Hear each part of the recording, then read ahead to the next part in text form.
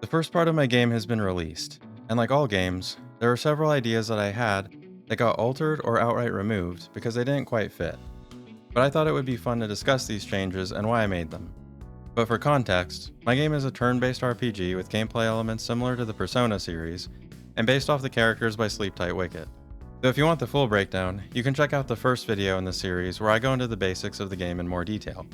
But that's enough preamble. Let's get into it, shall we?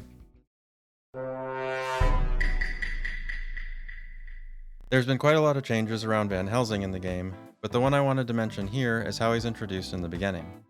Now from pretty early on, I wanted to begin the game with the playable Van Helsing segment, mostly because I wanted to start the game with an action set piece to contrast the slower pace of the next 10 or so minutes of gameplay. However, I originally planned for Helsing to get into a fight with a more generic monster, probably a werewolf or something, in some kind of forest level, which by the way actually got created, though it didn't make it into the game. Eventually, I realized that I could just have him fight Dracula, because of course it should be Dracula. I don't know why I didn't think of that in the first place. Which allowed me to create a more meaningful scene that actually has a lot of future relevance that'll come up later in the story, rather than just the generic action scene that it originally was.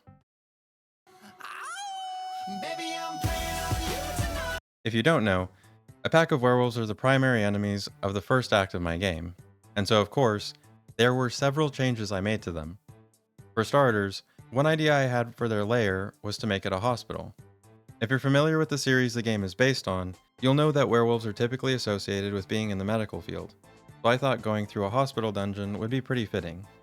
However, I later scrapped the idea so that the hospital could serve as the place where you meet the good werewolf in the game, which I thought worked better since the werewolf doctors in the Vampire Saga are always depicted as being benevolent.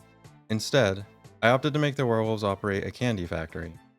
Don't ask me why, it just kind of fit with the story I was writing, so I just went with it.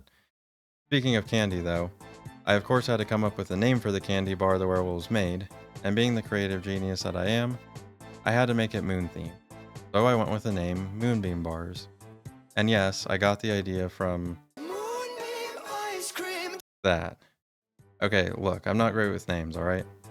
Anyway, I thought it was kind of funny at first, but then I thought it would be way too on the nose and nobody would be able to take the werewolf seriously if that was the name of their candy bar. I mean, I know the plotline is a little cheesy, but that would just be too much. So I decided to drop the beam and just call the candy Moon Bars. I felt that made more sense and had a similar ring to the real-life Mars bars, which made it sound like it could be a real candy. Before we get to the last one, this one is more of an honorable mention, because it's more of a minor change, but I thought it was still worth mentioning. So far, there's only one cut item in the game, and that's the GPS. Basically, this would be an item that would appear in your inventory very early on, which allowed you to fast travel to different locations. The only reason this existed was because of technical limitations I was having at the time that prevented me from adding this to the main menu. Though I was eventually able to resolve this, which made this item irrelevant, so it was cut from the game.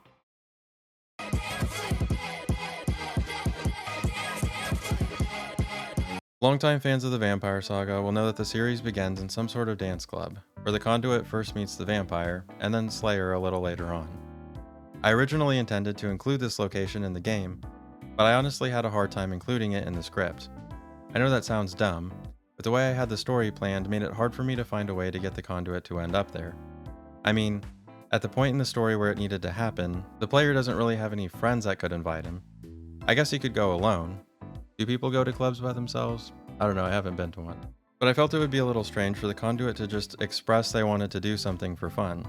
I mean, although he's a semi-established character, I wanted his personality to be mostly established by the player, so having the character do this seemed kind of wrong to me.